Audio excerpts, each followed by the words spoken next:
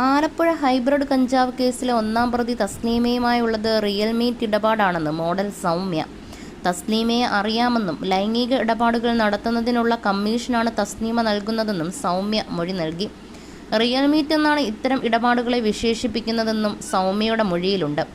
തസ്ലീമയുമായുള്ള 5 വർഷത്തെ പരിചയമുണ്ടെന്നും മൊഴി.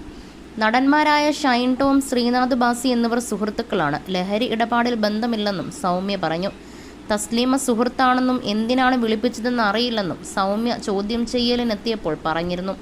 അതേസമയം ആലപ്പുഴ ഹൈബ്രിഡ് കഞ്ചാവ് കേസിൽ നടന്മാരായ ഷൈൻ ടോം ചാക്കോ, ശ്രീനാഥ്, മോഡലായ കെ സൗമ്യ എന്നിവരെ ആലപ്പുഴ എക്സൈസ് കമ്മീഷണർ ഓഫീസിൽ ചോദ്യം ചെയ്യുന്നത് 8-ാം മണിക്കൂറിലും തുടർന്നു. ചോദ്യം ചെയ്യലിനായി മൂവരും അഭിഭാഷകർക്കും ചില സുഹൃത്തുക്കൾക്കുമൊപ്പം വളരെ നേരത്തെ തന്നെ എക്സൈസ് ഓഫീസിലെത്തി. മാധ്യമങ്ങളോട് കേസിനെപ്പറ്റിയോ ചോദ്യം ചെയ്യലിനെക്കുറിച്ചോ പ്രതികരിക്കാൻ നടന്മാർ തയ്യാറായില്ല. ലഹരിമുക്ത കേന്ദ്രത്തിൽ ഷൈൻ ടോം ചാക്കോ ചികിത്സ തേടുന്നതിൻ്റെ രേഖകൾ മാതാപിതാക്കൾ ഹാജരാക്കി.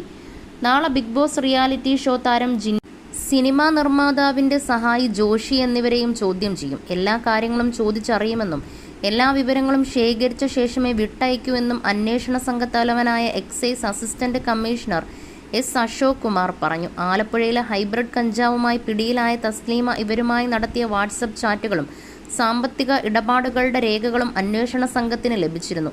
സാമ്പത്തിക ഇടപാടുകൾ ലഹരിക്ക് വേണ്ടിയാണോ എന്നതിൽ വ്യക്തത വരുത്തുന്നതിനാണ് ചോദ്യം ചെയ്യൽ.